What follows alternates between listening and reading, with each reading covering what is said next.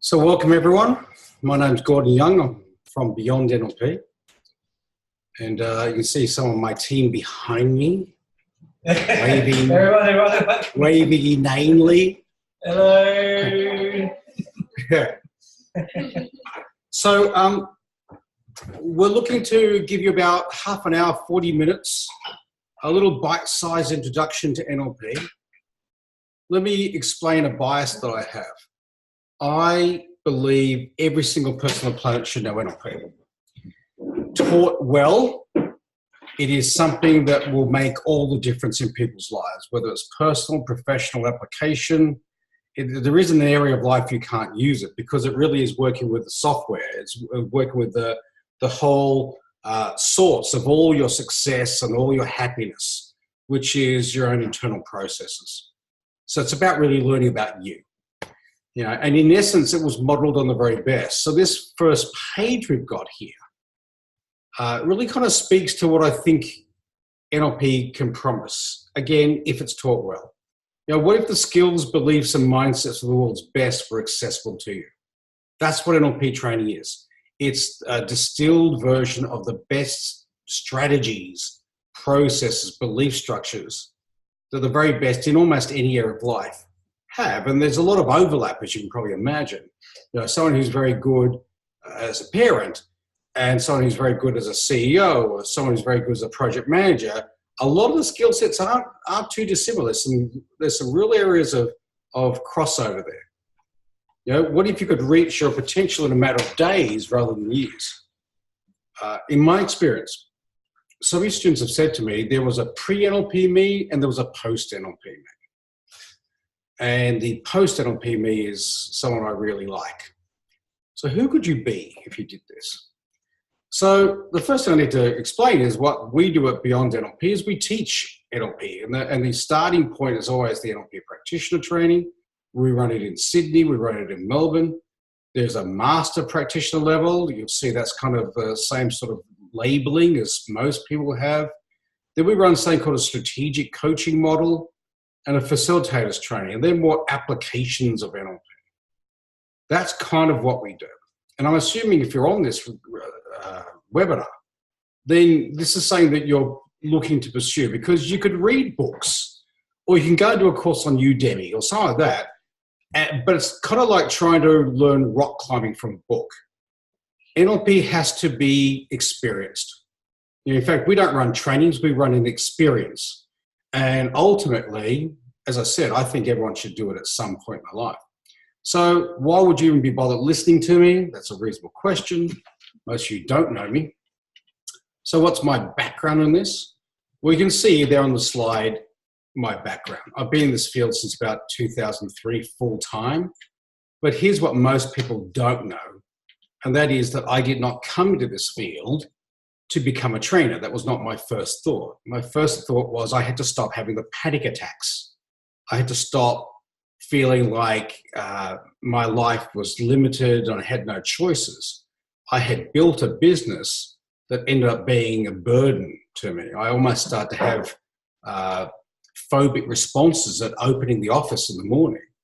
I just hated it so much and I was invested so heavily in it. I had 34 staff at one point. And I had enormous debts because people owed me so much money. In essence, I was running a business, but the truth is the business was running me and it was running me into the ground.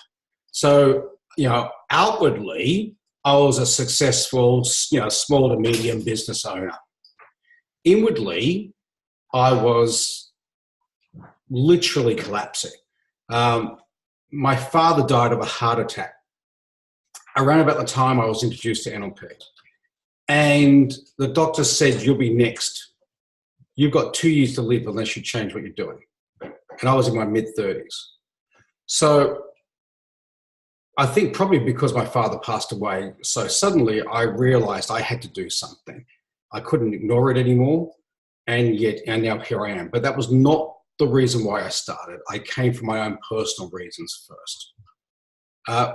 The other thing you should know about me is that the thing that makes us different, because that's what people ask, what makes you different from everyone else?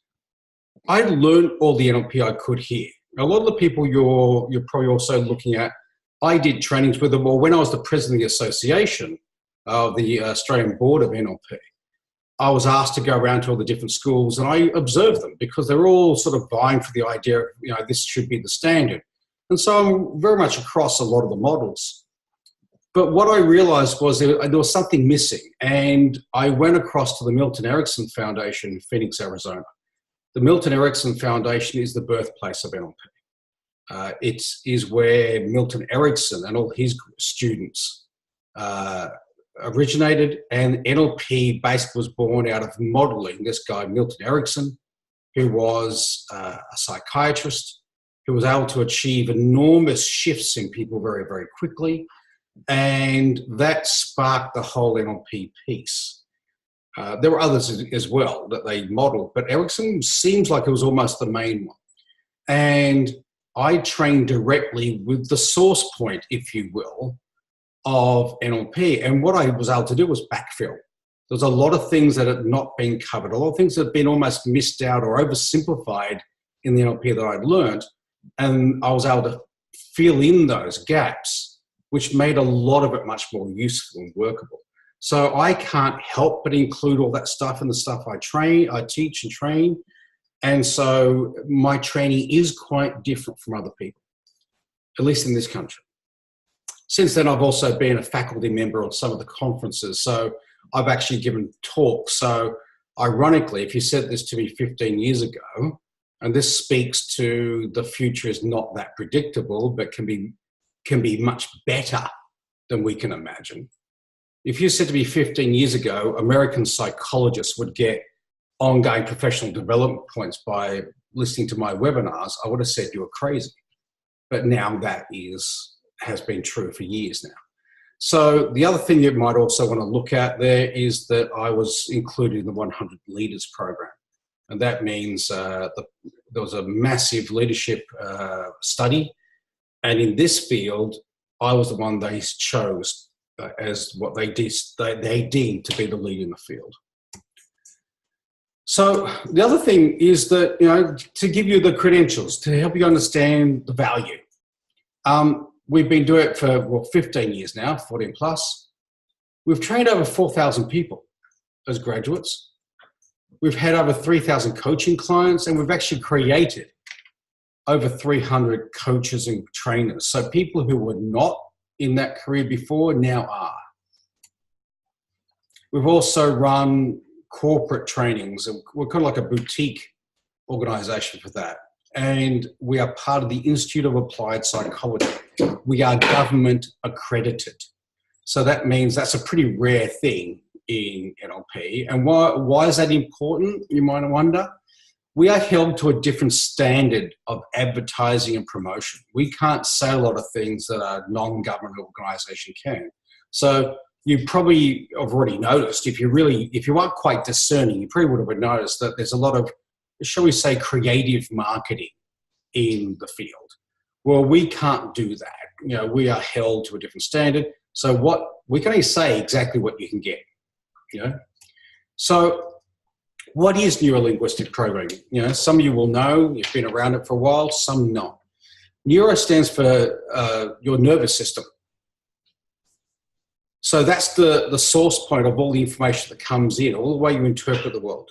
Linguistic refers to that internal dialogue. So we actually lay down memory in the way we speak to ourselves. So the most important conversation you ever have in the world is the conversation between yourself and you. And then programming refers to the autopilot conditioned responses we have. Well, you don't think about it, you just do it. So you would have auto programs for everything simplistic, like brushing your teeth, right through to the way you respond to conflict. So, or the way you learn. So there are more complex strategies and there are simple strategies. The Psychology Today magazine once said that neuro-linguistic programming was arguably the most powerful behavioral science on the planet today. And for us, NLP is basically the study of the exception. It was based on who is exceptional in this field. Who's the top 1%? What do they do differently? So it's not problem focused, it's solution focused.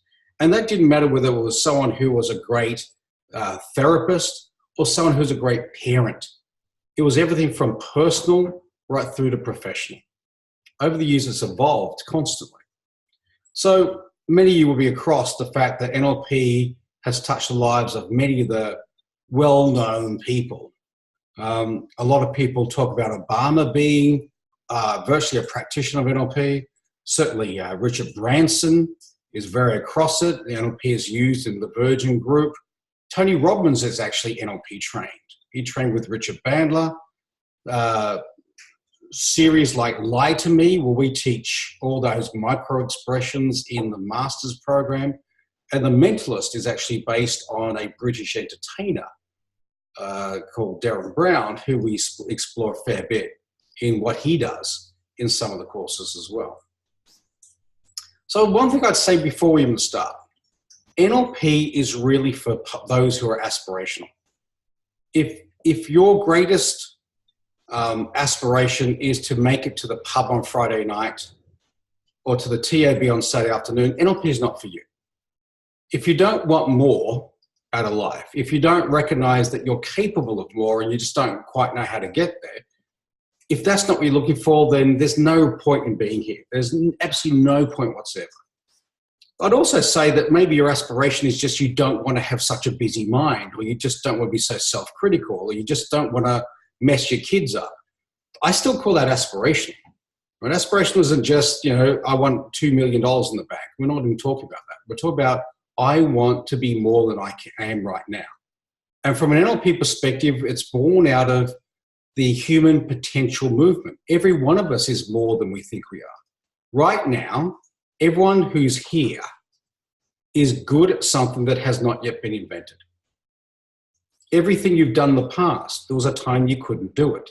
So everything you do now, you learnt, and you're capable of so much more. That would be a basic premise of at least our version of NLP. One thing that I like to say is the most sophisticated structure in the known universe is sitting inside your head. Nothing else competes with that. Some of you might argue that, but ultimately, artificial intelligence is working its way towards it, but nothing beats the agility and the effectiveness and the learning capacity of the human brain. That's why human beings basically run the world. They adapt to almost any part of the world. We've got some chat coming through. I can't see the chat. From all of you. Yep, I can see the chat coming through. Yeah. So Q&A and chat is live, so feel free to join in. Okay, I've seen about 6 people make I can see a number 6 there. Okay. Here's the thing. Here's what I really want you to get. And I think this is the great myth. NLP exposes the myth that most people run, and that is that your intelligence and your education, your qualifications, that determines your life. That determines your success. I know people with 2 PhDs who can't get their act together. I nearly went down the academic line, and I realized, getting to know my professors really well, I realized that they weren't the masters of their own domain. University professors do not rule the world. And there's a reason for it. They're very good in certain areas, but they're not necessarily good in others. Here's the truth of it. That's one platform. That's one area that's like one operating system, your intelligence. But your intelligence doesn't determine most of your decisions. I don't care how smart you are, you're capable of thinking stupid thoughts. You're capable of making poor decisions or emotionally driven decisions. In fact, most of us, our decision making is much more emotional than we would like to admit. And the studies continue to show us this. So here's the pivot point of your life. We have something like 60,000 thoughts a day. You can't pay attention to all of them. But the pivot point of your life is determined by which thoughts and feelings you pay attention to and which ones you ignore. When you are acting in a way that you know isn't exactly optimal, when you're reacting rather than responding, when you are getting emotional or becoming the victim or becoming the persecutor or acting in any way that later on you have to apologize for, or maybe it just wasn't as professional as you would have liked, that's when you're listening to the wrong thoughts and the wrong feelings. And those thoughts and feelings that just come up in response to certain events, they are habituated, conditioned responses. You've been doing them for most of your life. Now, the trouble with them is they're not optimized. They're not what you consciously decided. Yes, from now on, when someone is tonal with me, I will launch at them, or I will recoil and I'll shrink down and go into denial. That's not what you decided. That's what you learnt growing up. So in lots of ways, our behaviors are determined by what we learned as a 8, 10, 12, 14-year-old. So we're adults with the behavioral patterning still in place of someone much younger than where we are now. This is what holds most of us back. So I talked before that we typically have professional applications and personal applications. People either come in for one or the other. I know that some of you have sent back a text saying that you're more in professional, and it's roughly 50-50 what came back. So let me go through this. And before I go through it, here's the other thing. People often come in for professional applications, and the first 3 days, they're very much focused on only their business applications. But about halfway through, they start to recognize, well, their personal life can be really improved by this as well. And they'll start to ask me things about, I'm wondering if this could help my sister. I wonder if I can do this with my child. And so it goes on. And then the people who come in for personal applications are starting to recognize that those personal limitations they have actually also get carried into the workplace, that they actually limit their effectiveness in the workplace just like they live them at home. I'm going to say you are a human professional. If you are risk avoidant and you're a manager, now you have a risk avoidant department. So whatever your unconscious patterning, that will start to influence wherever you are, at home or at work. Yeah. So nearly every major international corporation uses NLP in some way. Elements of NLP are incorporated into almost every corporate training I've ever seen. Unfortunately, most of it's such a bite-sized piece as to be not terribly useful. Unless you take on board the whole piece, the whole package, it doesn't work as well. It's oversimplified. But companies like Virgin and NASA, Reebok and Cisco, these all use them for increased focus, productivity, results, maintaining forward thinking. But NLP also solves particular problems. If you're in management, often managers are good, effective individuals in their own right, and then whatever they're good at, you might be an accountant, you're a great accountant, but then you become a manager, and now it's about people. You don't always have that same skill set, and difficult people are challenging. So how do you manage difficult people? How do you deal with these misunderstandings and surprises in communication? One thing that NLP teaches you is that you've always got to communicate with the other individual in mind. How is this going to land? And if you don't know how it's going to land because you don't understand the other person, you can't read them, then you're constantly going to make communication errors. There's no point you trying to convince someone else of something in the way that you would be convinced, which is what most of us do, because we talk from our own perspective. Unless that other person's a carbon copy of you, that's not going to work. So you also need to learn how to read and predict other people's reactions and their behavior, and then it all becomes very simple, really. The other piece is there's a huge piece around communication, how to influence. So how to motivate your team, sell your vision, and be a leader towards a greater culture. And it's about refining our interpersonal skills. So how do you run meetings? How do you write better emails? How do you optimize your own management of your internal state? Because here's the thing, this is crucial. You might be quite good at managing your internal state and you don't get super angry and you don't get really frustrated in front of people. But That doesn't mean to say you're optimal, right? What holds people back in their productivity?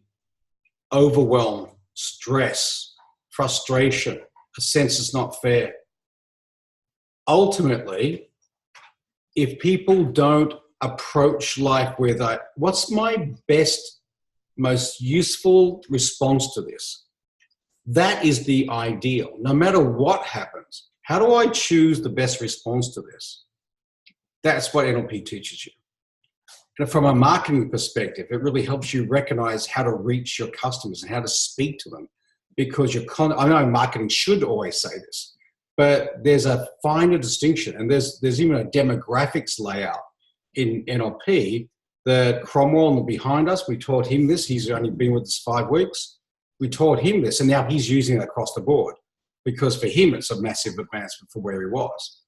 So in sales, it's an obvious one. NLP is known for its capacity for sales because it's about relationship building. How do you find out what the person wants? And if you can deliver it, how do you deliver it? Okay? So ultimately, NLP gives you a toolkit that most people don't have. In fact, 99% of the population will never have it. From a personal perspective, what do you want? Well, I'm going to use the term wise mind.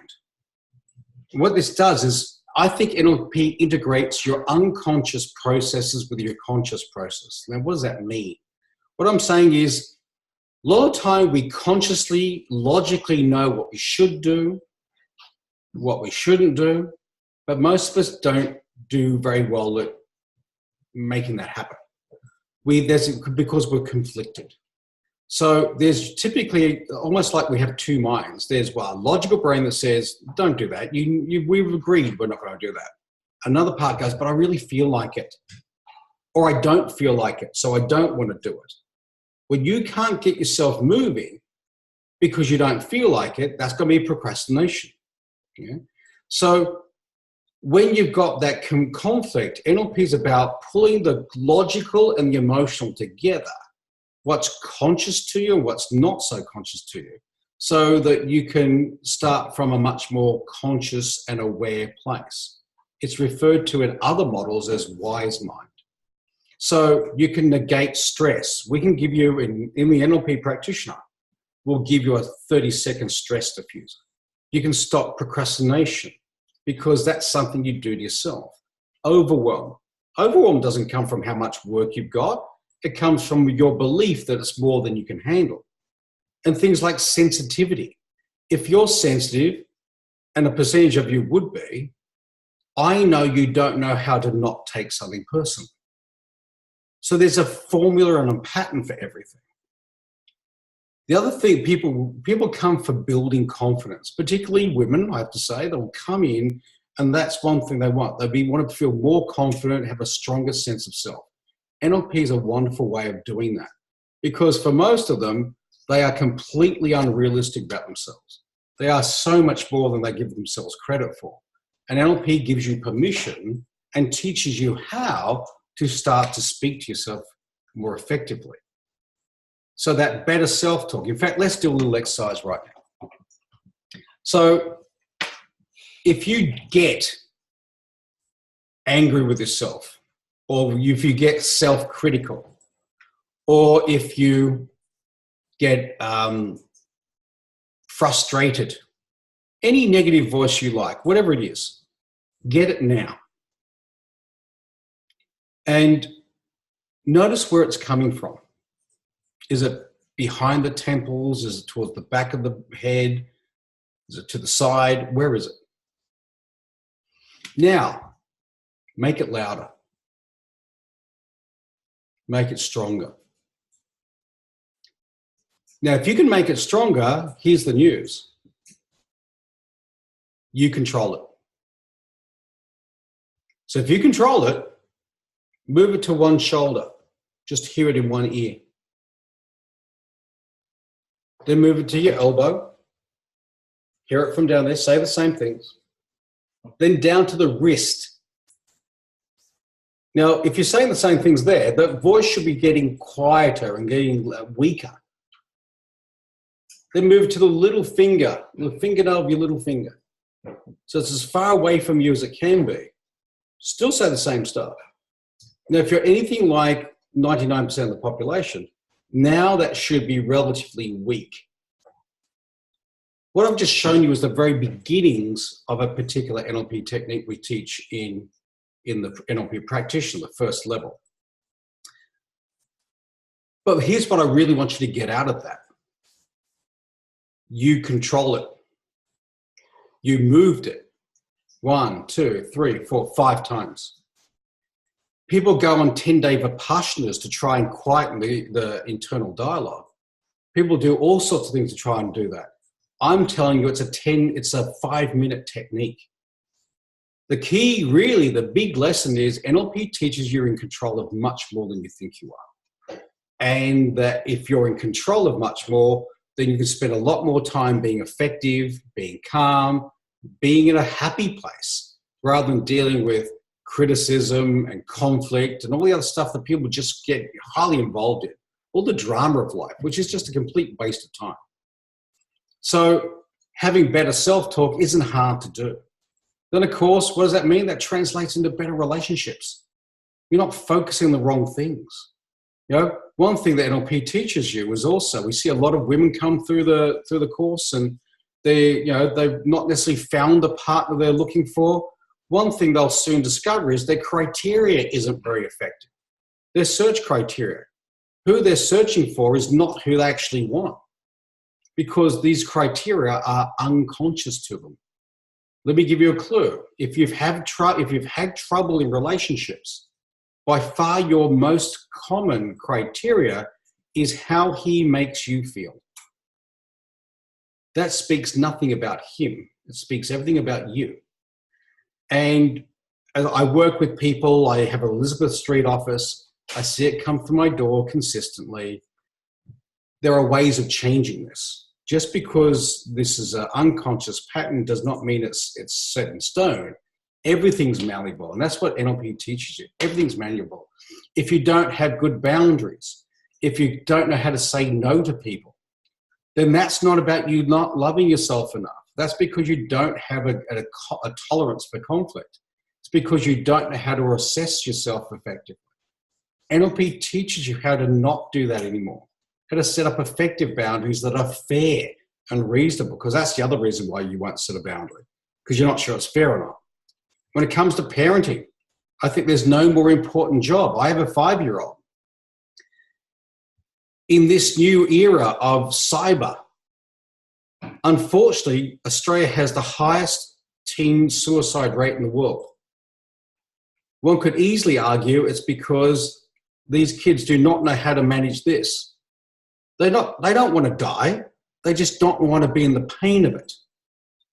And ultimately, if you don't know how to manage your own mind and manage your own thoughts and decide which thoughts are useful, which one's just going to fly you into the mountain, then how do you teach your kids that?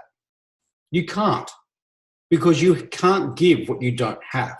That's a basic tenet of NLP, at least from my perspective. Here's your advantage across personal and professional. You discover what 99% of the population never will. What they don't know. And here's the truth of life. It's what you don't know that trips you up. Actually, there's 2 things in life. It's what you don't know and what you think you know that isn't so. What you think you know to be true that isn't. That's what trips you up. People are in denial about things, or they've been misinformed, and they live under this delusion, and it just gets them stuck.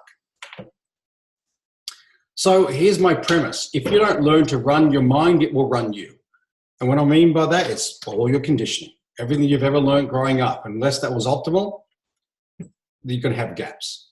So we're the source of everything. All our future success is all driven by our unconscious patterning. Our NLP tackles that unconscious patterning.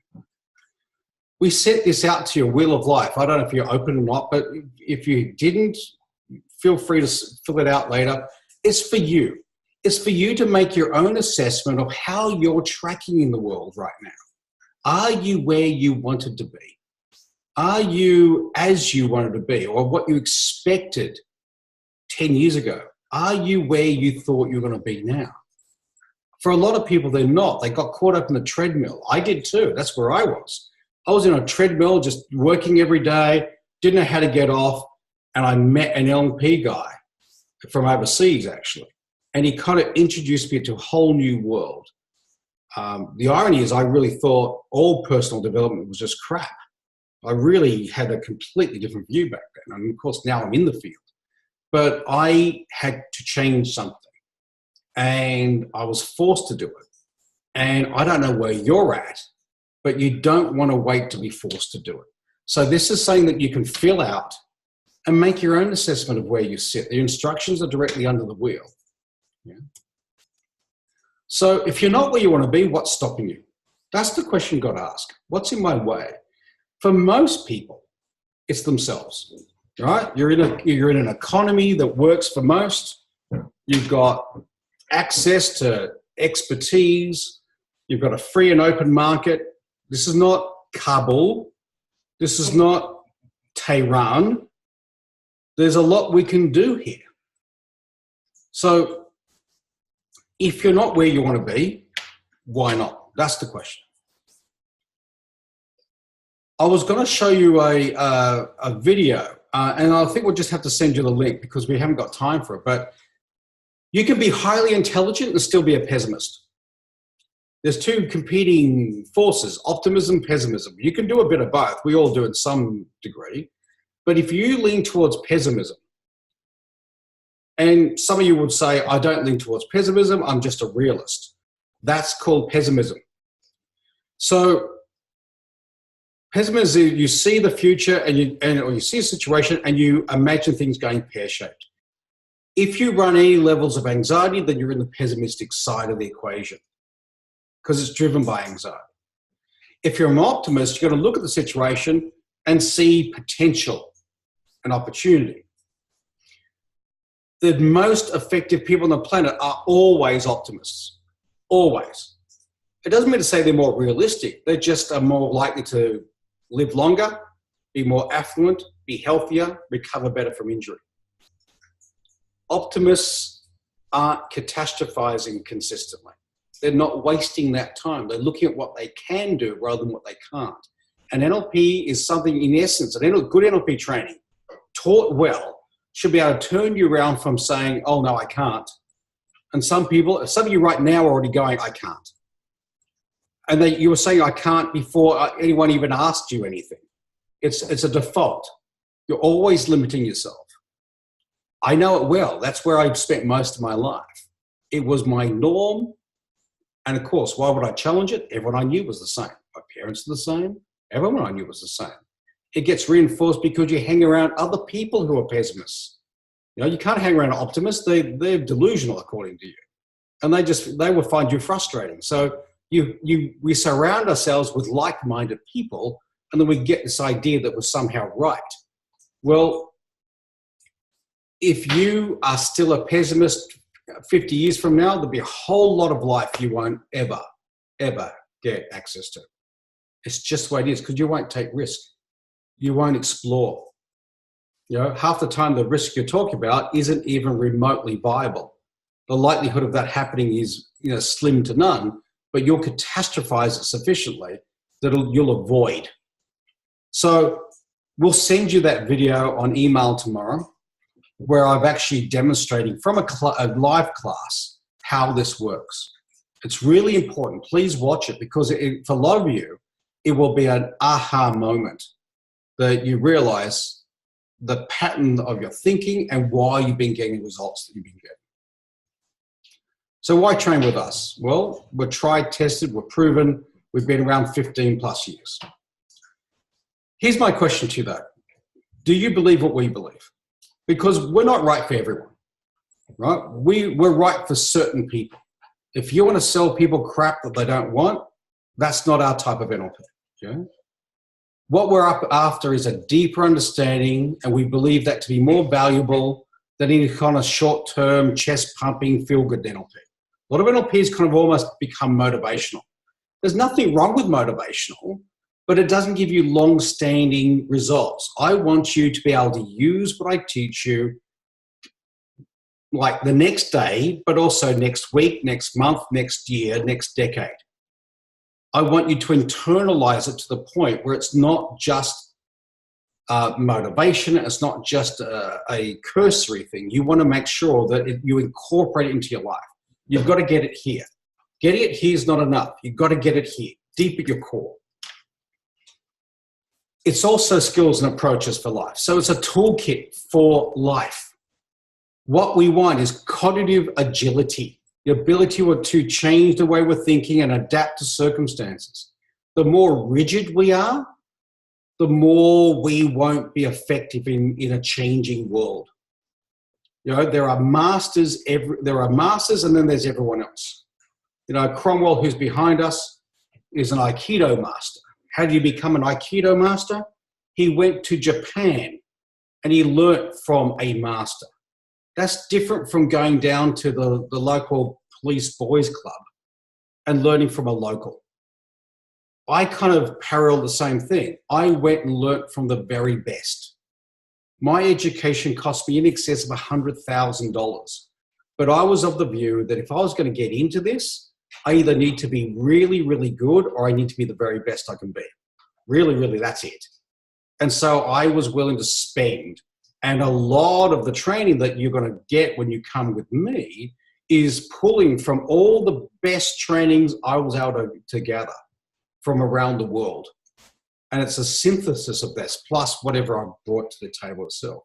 So my investment is saying that you get access to, because you effectively vicariously get the best there is. So it's your life and it's your future. And unfortunately, I mean, here's the thing. NLP should be that pivot point in your life. It should be that piece where you say, in the future, you say, that's when all this began. That's when my life really took off. That's how it should be. It should be the best investment you ever make in yourself. And if it isn't, then you chose the wrong NLP training. And unfortunately, people do. And we get them calling us, telling us that they wasted their money here. It's heartbreaking because it's a reason. It's an investment, right? No matter where you're going to go, it's about 3 to 5.5. We're in the middle there somewhere, but it's a decent investment. It needs to be able to be a really good return on investment. You need to be able to get that back. Some people get it back because they get a promotion very, very quickly. Some people get it back in all sorts of other ways. You know, the relationship. You know, they were heading for divorce, and now they've been able to repair. There's all sorts of ways, you know, that you stop spending because you recognize that this is retail therapy. There's so many ways people get their investment back very quickly. But you've got to train with someone who knows what they're doing. And unfortunately, there's a lot of, as I said, there's a few barriers to entry, and you don't have to have a lot of qualification to put yourself up as an NLP trainer. So here's the pathway you can take. The first level is Practitioner Certification. I almost don't want to call it practitioner, but that's the name that was given. But here's the thing I really want you to understand. Our training is not the same as everyone else's. There will be some overlap, some course elements that will be taught by others. But how we teach it, there'll be other elements that we'll have in. There's a lot of stuff we put in the practitioner that I know others kind of delay to the masters. So they spend a lot of time upselling you or you know, take a little bit more time on some things. Ours is fast paced. We want to keep things going. So we jam as much as we can to the practitioner, and then you can come into the masters. If you've already done the practitioner somewhere else, it's harder for you to do the masters because you either spend most of your time asking questions, which frustrates the group, or you sit there lost. So if you want to come to us having been in the prac, we need to at least get audio and video to you. Otherwise, it just doesn't work. The next level is strategic coaching and the master facilitator trainer. So they're more applications of NLP. I'm basically teaching you everything I would do from a presentation perspective, or I give you a complete strategic coaching model. We're the only ones who run that. It is born out of the Milton Erickson frame. And if you do all of those 4 elements, then we give you another piece, which is the Diploma of NLP Leadership and Coaching. So in total, that's a 24-day course across 8 months or thereabouts. That's how far you can take it. Some of you only want to do the practitioner. You just want to deal with your own stuff. Others might decide, I wouldn't mind being part of this sort of field, and you might start to explore it further. If you're professional, the prac and the masters would be two that I would guarantee you need to do. And for a lot of you, if you're a manager, then the coaching, the facilitation will be really big for you. And that's what we found in the past, because those things can't be ignored. Those skill sets are intrinsic in management and leadership.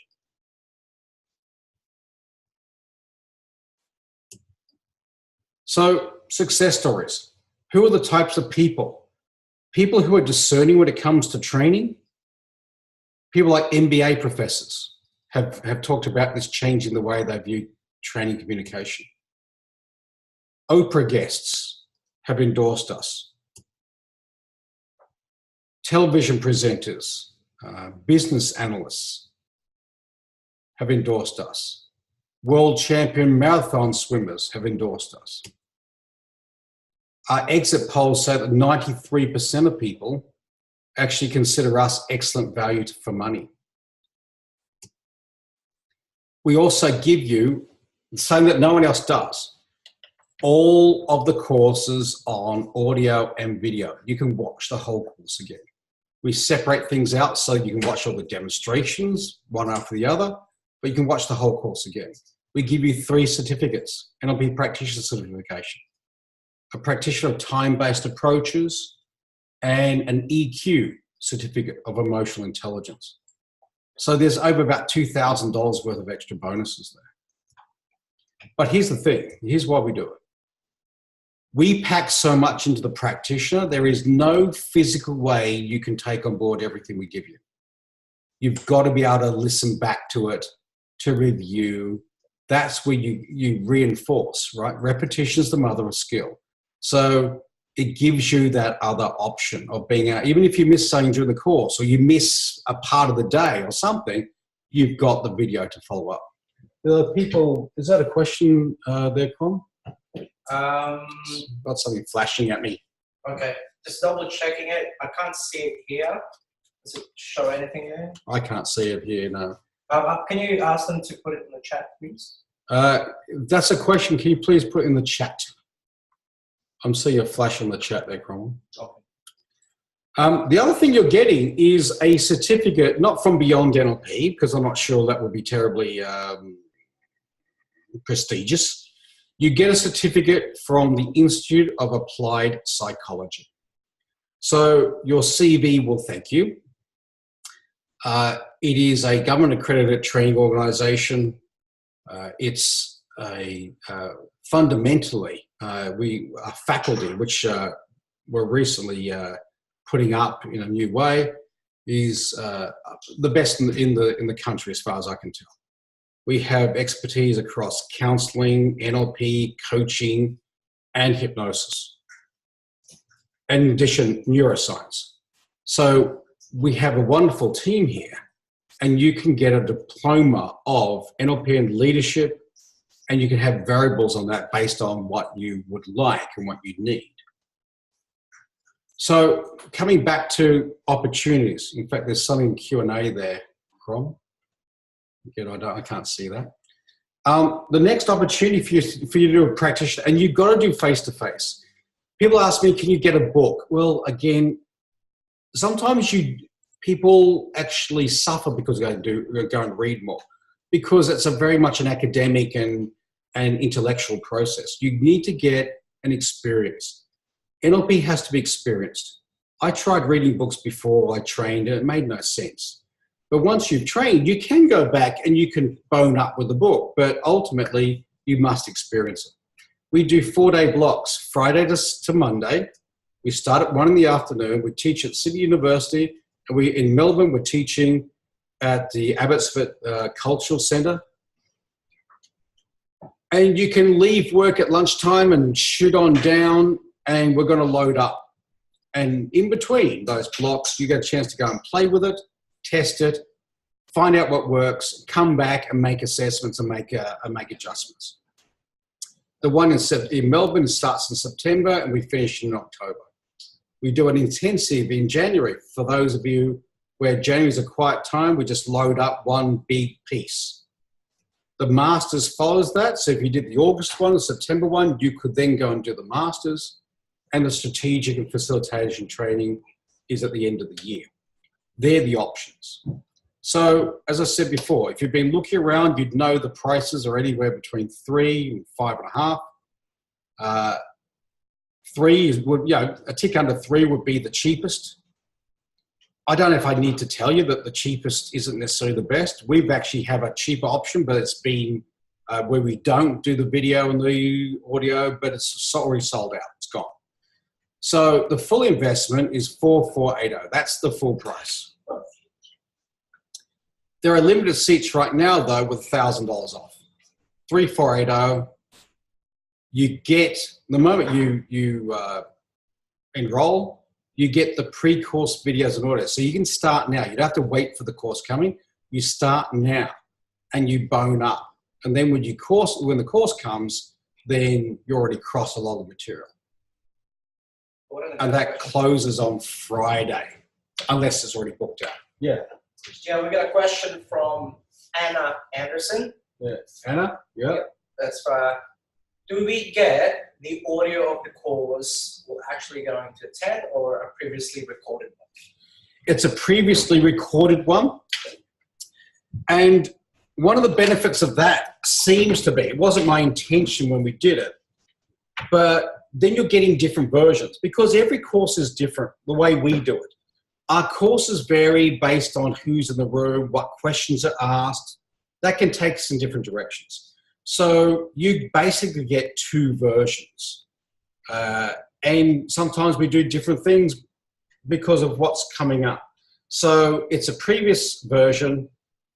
Some people really like the fact there's 2 versions. Some things they say is very similar. Other things, it's quite different. And they end up getting a lot more information than they otherwise would have. That's the feedback I've had. So yeah, it's a previous one. Is there something else there I can see? There's another question, Gordon. Yeah. Also again from Anna. Yeah. So she says, also, if we want to go forward with the master and strategic ones, is it okay that the strategic one will happen before the master? It is. The strategic coaching, in this case, is in between the master. There are elements of the masters that the strategic coaching really uses very well, but the fact that you're combining it in the same space, you could do the coaching technically before the masters. There's just kind of one piece that you wouldn't be across, which is the values piece. So in the masters, we really explore the nature of your values, which are largely unconscious to you. And as a coach, I wouldn't want to coach people without values because people can't operate outside of their values. And if your values don't include achievement or abundance or, most people's values, and they don't even realize this, are more linked to comfort and security. So if your values are predominantly comfort, then you getting fit and healthy is not going to happen. It doesn't really matter what you try. You won't persist because your dominant value is comfort. If health does not figure among your top 5 values, you'll be the person who signed up for the gym just after New Year's Eve and you went for about a week, or maybe you didn't go at all. Maybe you just bought some gear. You bought some runners and you bought some active wear, but that's as far as you got. That's because your values don't support your goals. And a lot of the time, the danger of that is that people end up branding themselves as lazy and pathetic. That's not it. They've got an internal conflict, and that internal conflict needs to be resolved. So if you're coaching people, that's one of the big reasons why they pull out 4 to 6 weeks into the equation. It's because what they want, their actual values at the unconscious level don't support. So that's a piece that the Masters gives.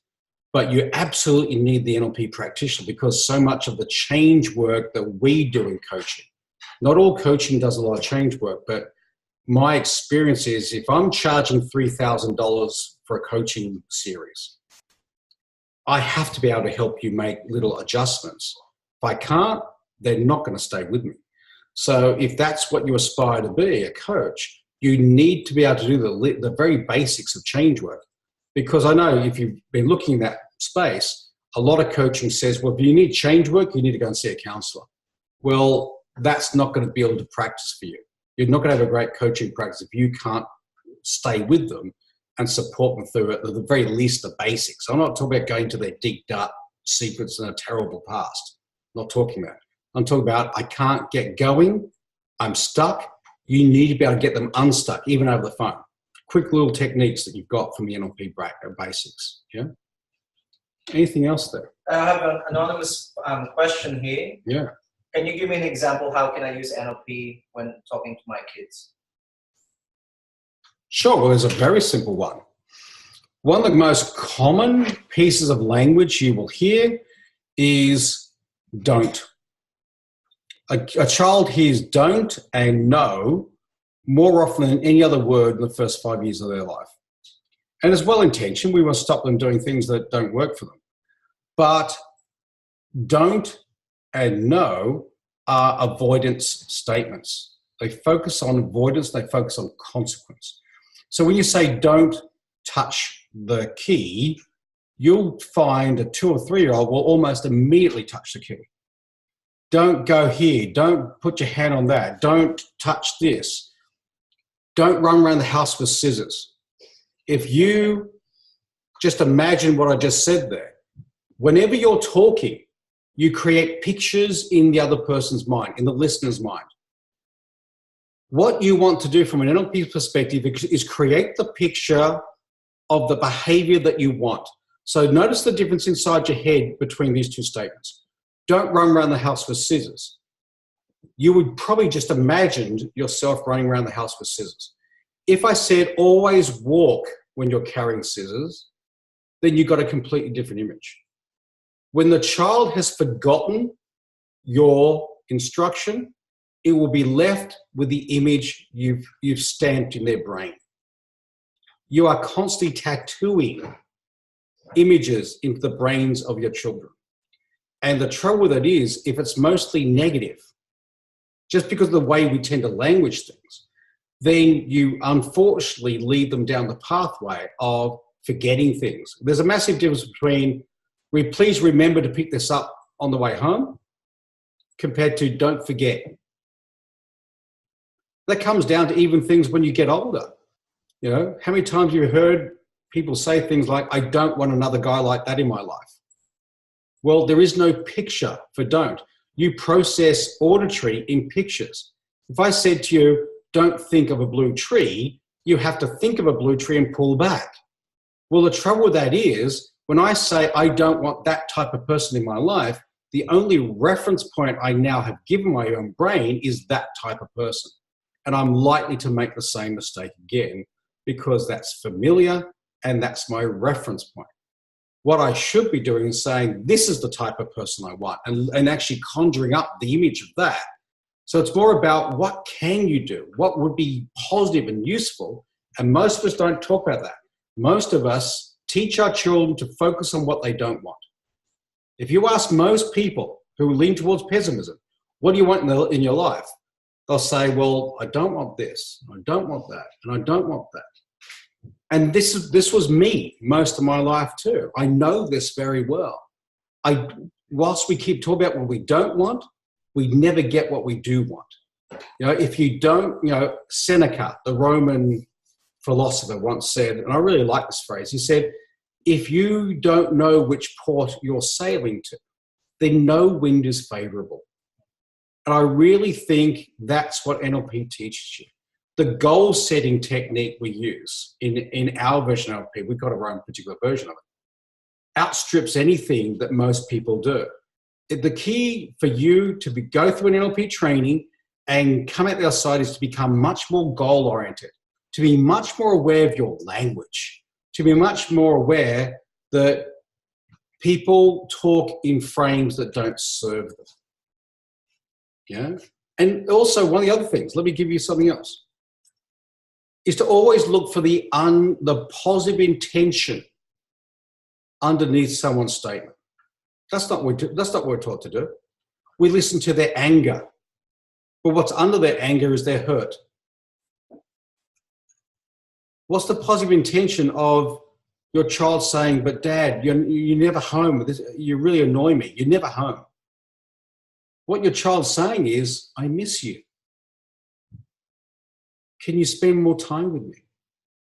But it may not be delivered in the way that sounded appropriate. The delivery doesn't match the intent. But if you don't pick up on the intent, then your behavior is going to be inappropriate or not terribly useful. Yeah. Is that another question I've just seen there? That's it. There's another anonymous question here, but we're running out of time. Yeah. So we probably can address one more. An anonymous question is, how can I use NLP in a meeting? Well, NLP in a meeting is, particularly if you're running the meeting, is in your setup, just as a starting point. So one of the things that Erickson used to do was build what's referred to as a yes set. And this has been taken to corporate a fair bit, but let me show you something. If I want you to agree with me and come with my agenda, I can't just say, I need you to come with me on this, particularly if it's a little bit controversial. What I need to do is build you to the position. So I might say something like, thanks for coming. Thanks for all being here on time. I know some of you have come some distance. I know that some of you have had to deal with different things on the way in, but you've made it here. And you're probably even wondering right now what we'll do first. I've actually just sounded like I'm doing a basic introduction. I'm not. What I'm doing is building a yes set. So I just paced your experience. I know you dealt with things before coming. I know that you got here on time. I know you dealt with traffic of some kind. In the heads of the other people in the meeting, they've just had to say yes, yes, yes. And then I offer my speculative statement, which is a maybe. And I'm wondering if we could talk about the first round of redundancies. Now, the likelihood is now it's going to be, okay. Maybe reluctant, but it's okay. If you just started with, hi guys, thanks for coming. We need to talk about the redundancies. You're not going to get the same buy-in. So whatever it is that you need to offer, it's important to get people to buy in. That buy-in piece is so crucial because then you've got to enlist other people into your vision. There is no way you can achieve anything you want of any note by yourself. We're all interdependent. So it's about becoming effective, but it's all very subtle too. It's all about really speaking with purpose and intention and bringing people along for the journey, not bludgeoning people, but helping them feel comfortable coming along. But it's got to be used with the right intent, is what I would say. And that's something that some NLP has been guilty of, is manipulation. It's something I really find challenging. I really don't like that, but it is what it is. That's what some people want to do. It's a wonderful method, but it can be used with ill intent, of course. Money's useful, but it can be used for ill intent. So we don't want you in our courses if that's your purpose. But ultimately, if the intent is good, it's good for everyone, them, you. It's got to help everyone be more effective, help everyone get through it. Then by all means, use that influencing language and make everything smoother in the workplace. One more question here. Yep. Are these examples of techniques we learn in a course? Yes, they are. You're going to learn how to manage your stress. In 30 seconds, you can diffuse any stress situation, any procrastination situation, any overwhelm situation. In fact, it's going to be 30 seconds when you first learn it. Within 3 or 4 weeks, it'll be down to 5 or 10 seconds. So the whole point of an NLP course is to make sure that you learn to control this and this. That it's okay to be a control freak, but it's better to do it in here where you actually have choice. You don't get to control anything outside of here. I differ from a lot of NLP when it comes to that. You don't get to control, but you do get to influence.